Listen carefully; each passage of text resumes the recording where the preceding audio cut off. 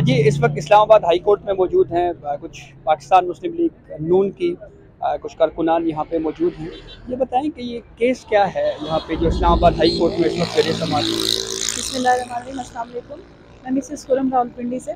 भाई ऐसा है कि आपने देखा होगा कि लास्ट वीक भी मियाँ साहब पे जो एवन फील्ड का जो केस था, जो सियासी बुनियाद पे जस्ट पॉलिटिकल बेसिस पे उनको बनाया गया था, उसका फैसला आया और मियाँ साहब अल्हम्दुलिल्लाह बाइज़्ज़त बरी हुए उसमें।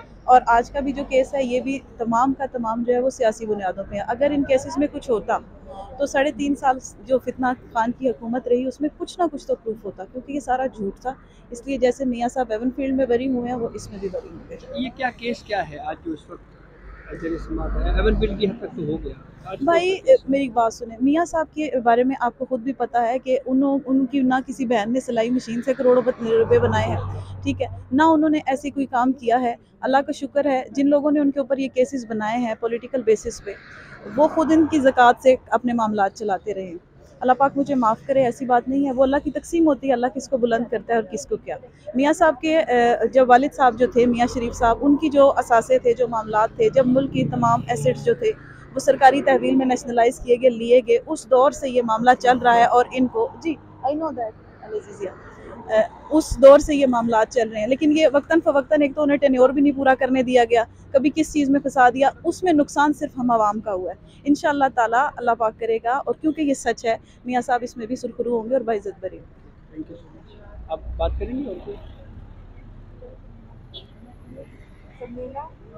आए ना प्लीज़।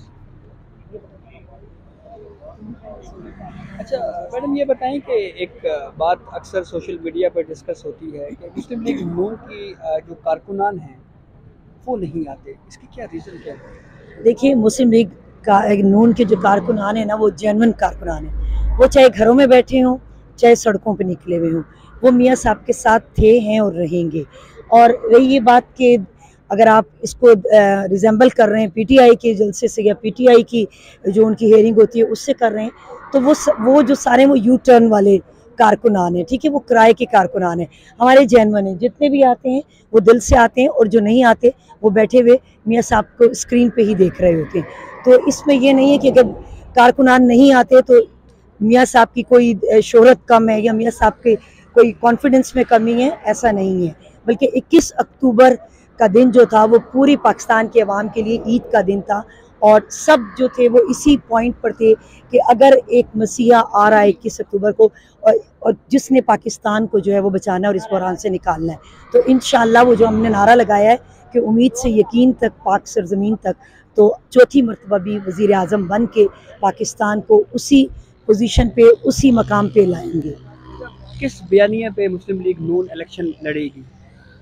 बयानिया आप ये बताएं ना, कि बयानिया तो आप जब कहना कि जब आवाम भूली हो, मुस्लिम लीग नून ने डिलीवर ना किया हो। मैं ये सवाल एनर्जी का देख लें, मईशत का देख लें, आप डॉलर का रेट, आप पेट्रोल का देख लें, वो दौर लाए ना जो आप मियाँ साहब की हुकूमत का दौर था, जिस वक्त मियाँ साहब वज़ीर आज़म थे। हम उसी बयानिए पे लड़ेंगे कि जहाँ पर मियाँ साहब पाकिस्तान को छोड़ के गए थे, और जो तब्दीली का नारा फितना खान ने लगाया था, वो वापस उसको उसी पाकिस्तान में लेके आएंगे इंशाल्लाह। अच्छा, एक बयानिया था मुस्लिम लीग नून का, वोट को इज्जत दो, वो तो नहीं, वो तो कॉम्प्रोमाइज हुआ ना जी। नहीं, क्यों कॉम्प्रोमाइज हुआ? जब साबिक army chief general Qamar Javed Bajwa साहब की मुद्दत मुलाजमत में एक्सटेंशन को वोट दी गई, तो उसके बाद तो वो बयानिया तो खत्म हो गया। नहीं, कोई बयानिया खत्म नहीं हुआ, और जिसकी एक्सटेंशन थी या जो भी था, ये इदारों की अपनी जो थी, वो उनकी आप कह लें एक्टिविटी कह लें, उनकी कार्रवाई कह लें, वो उनकी थी। इसमें मियाँ साहब या नून लीग का कोई हाथ नहीं था। हमारा नारा अब भी वही है कि वोट को इज्जत दो इंशाल्लाह, और अब जो मियाँ साहब आए पाकिस्तान में खुशहाली लेके आएंगे। ये फिर वही बात सोशल मीडिया की ही वो चीज़ें कोट होती हैं। देखिए, ये कहा जा रहा है जी कि मियाँ साहब की कहीं पे बात हो गई है, तो इसी बुनियाद के ऊपर अब इलेक्शन लड़ा जाएगा जी। ट्रू?